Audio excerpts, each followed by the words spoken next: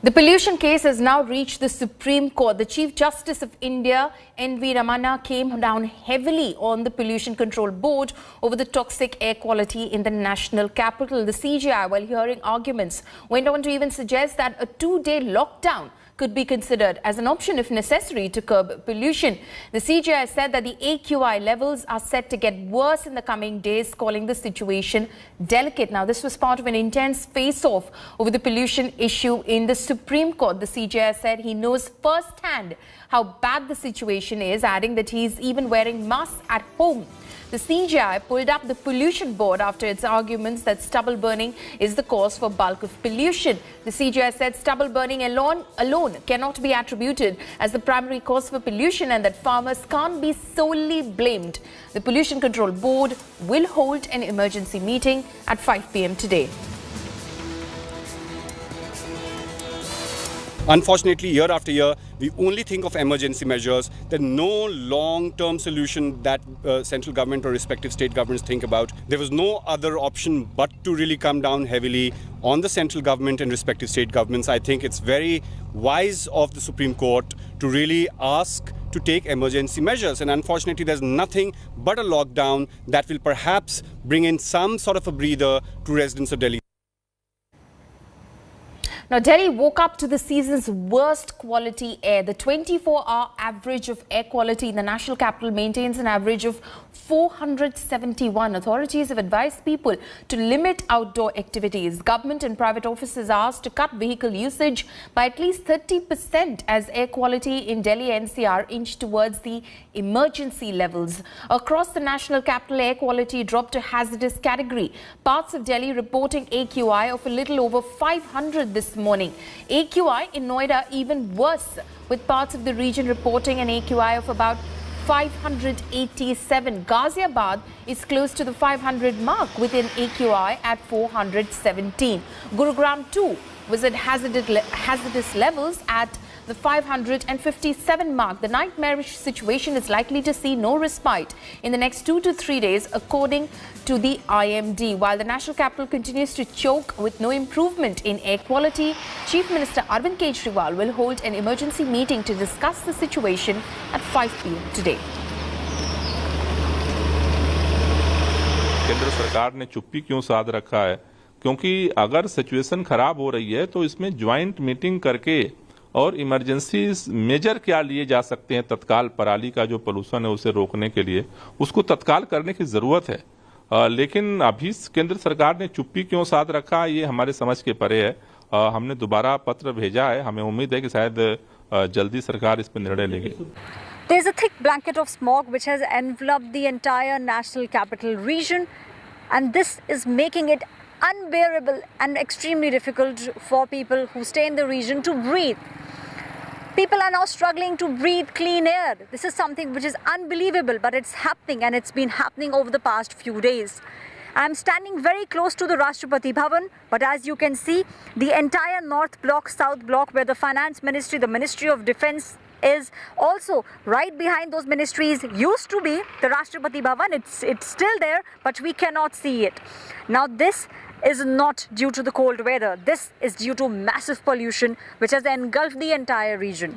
Now, many measures have been put in place. In fact, government officials have been asked to reduce their cars by 30%, to reduce the vehicular use by 30%. But experts say this is too little, too late, and it will still not solve the problem, because what's happening is that due to low air pressure, the pollution has been staying in the national capital for over the past 1 week, and doctors and experts are fearing this could also possibly lead to a rise in COVID numbers too.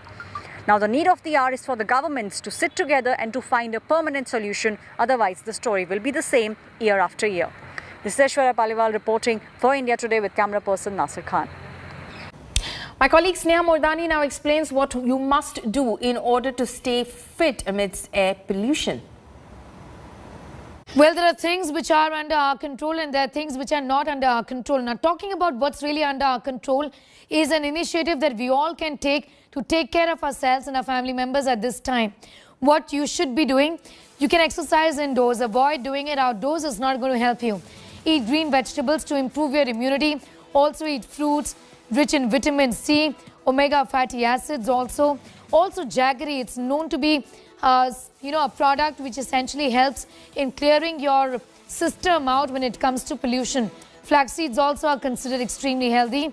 Consume lots of fluids regularly. Also, you can steam. That is something that has helped me. It should be helping a lot of other people who have breathing issues and who are extremely allergic, in fact, to pollutants.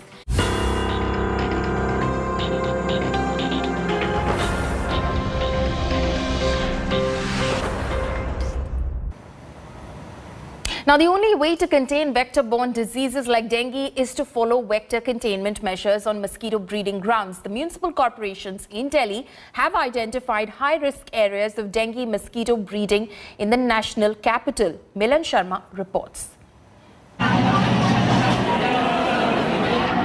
Delhi is reeling from its worst dengue outbreak since 2017. The city has recorded more than 2,700 cases. 20% of them among children less than 14 years of age. The 4 municipal corporations of Delhi have identified high-risk dengue zones for better facilitating countermeasures. The North Municipal Corporation has identified 149 high-risk zones for mosquito breeding. These include Chandni Chowk, Paharganj and Karol Bagh. 35 hotspots have been identified by the South Municipal Corporation. These include Gautam Nagar, Malviya Nagar and Mehrauli. The East Municipal Corporation has listed 16 such hotspots. 3 hotspots have been identified in New Delhi. South Delhi's Gautam Nagar has reported the highest number of dengue cases in Delhi.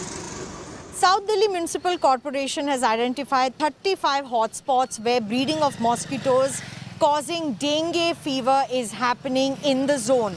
Gautam Nagar happens to be one of the hotspots where the highest number of cases are being reported from. I'm just walking distance from AIIMS, and the reason that most reporting happens here is that people live near the hospital area where dengue cases are being reported in maximum numbers. Fogging, checking for mosquito breeding grounds, covering stagnant water with tarpaulins are among the various measures that can check mosquitoes. But these measures are seldom visible on the ground. Officials say that construction of houses, unchecked terraces have stagnant water that needs to be covered.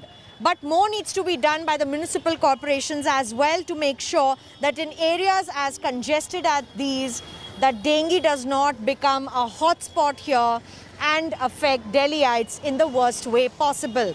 With camera person Ajay Thakur, this is Milan Sharma in New Delhi for India Today. Now, after his book Sunrise over Ayodhya created a massive political row, Congress leader Salman Khurshid breaks his silence on India Today. Khurshid slammed the BJP, asking who does lynching and accusing it of distorting religion and violating Hinduism. Let's listen in to this exclusive conversation. I have been joined by former Union Minister, Mr. Salman Khurshid. Sir, first and foremost, the reaction to your book. BJP has gone all out to attack Congress party as well as you. What's your take on it? Well, what shall I say? Shall I say thank you? They are coming out in their true colors. Several things. They don't read the book because they are illiterates, or they perhaps don't believe that you have to read a book, because if you're not going to be associated with truth, then why read the truth? That's the first comment.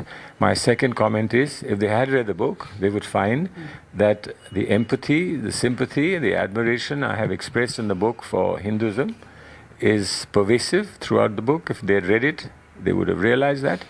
Thirdly, I am seeking to support the Supreme Court judgment because I believe it gives us an opportunity to bring Hindus and Muslims together, to forget the past and look to the future.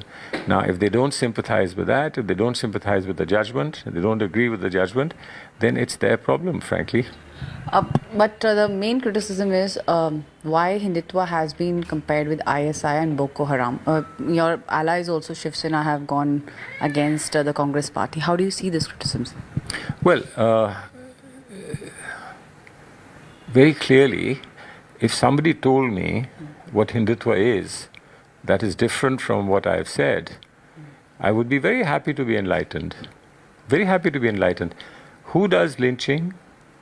Who does the celebration of people who lynch? Who garlands them? Who did the riots in Gujarat? Who has done the riots in Muzaffarnagar? Who has supported people who were involved in the violation of young girls in different parts of UP? And I could go on for the whole day, but my purpose is not to show the flaws and faults of any organization. My purpose is, let's move on and let's be united. Let us learn to respect each other. Now, after Salman Khurshid, former Jammu and Kashmir Chief Minister Mehbooba Mufti has also hit out at the BJP and justified comparing the BJP and RSS to ISIS. Mehbooba said that communal forces who disrupt peace and harmony can be compared to ISIS. Listen in. Jansangh and BJP जो यहाँ जो पूरे मुल्क के अंदर लोगों को लड़ाना चाहते हैं कम्युनलिज्म के नाम पे, so they have hijack Hindutva, they have hijack Hinduism in the name of their parties. They feel कि Hinduism and Hindutva is BJP and RSS. ऐसा नहीं है. कंपेयर कर सकते हैं उनको आईसिस जैसी टेरर जमात के साथ. कम्युनल पार्टीज को कर सकते हैं बिल्कुल. जो कम्युनल पार्टीज हैं, जो हिंदू मुस्लिम का झगड़ा करवाना चाहते हैं, जो लिंचिंग करते हैं मजहब के नाम पे, हिंदू मुस्लिम के नाम पे, उसको आप आईसिस के किसी और के साथ भी कंपेयर कर सकते हैं, because both of them kill people in the name of religion. Welcome back. Celebrating the best in Indian tourism, India today held the Tourism Survey and Award Ceremony in the national capital. The awards are meant to highlight the diversity in what India has to offer when it comes to catering to every kind of tourist. Have a look.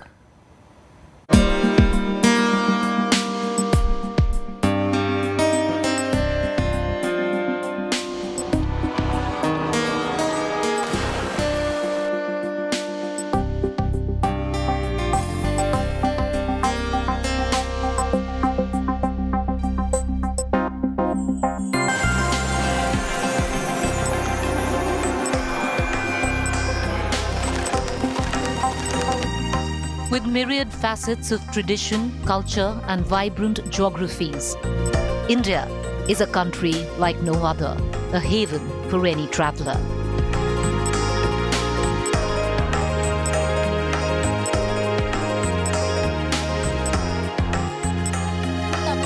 India Today Tourism Awards celebrates the best of Indian tourism. This year's awards ceremony was held in the national capital and was attended by the Tourism Minister G. Krishan Reddy. अगर corona के कारण कोई ज़्यादा effect हो गया, एक ही number 1 sector होता है टूरिज्म. ऐसा सेक्टर को ऐसा क्रिटिकल समय पे, महामारी के समय पे अवार्ड्स देना बहुत बढ़िया, एक बड़ा चैलेंज होता है. फिर भी आप लोग इस कष्टकाल में, इसी महामारी के समय पे, क्रिटिकल समय पे भी आप लोग आगे आकर अवार्ड्स देने के लिए जो तय किया है, मैं आप सबसे धन्यवाद देना चाहता हूं. 9 states stood out, with Uttarakhand bagging the most number of awards. Uttarakhand's Tourism Minister Satpal Maharaj accepted the 3 awards on the state's behalf. Nainital's Jim Corbett National Park and Museum won the award for Best Wildlife Destination, while Rishikesh in Dehradun bagged the award for Best Adventure Destination. Kedarnath Dham was chosen as the best spiritual destination in India. Tamil Nadu also fared well, bagging 2 wins and 1 runner-up award. Kunnur was selected as the best mountain destination. The state was picked as the best festival destination during the time of Pongal. Koli Hills was selected the runner-up for the most scenic road in India, while the road from Nangal to Bhakra Dam was chosen as the most scenic road in India.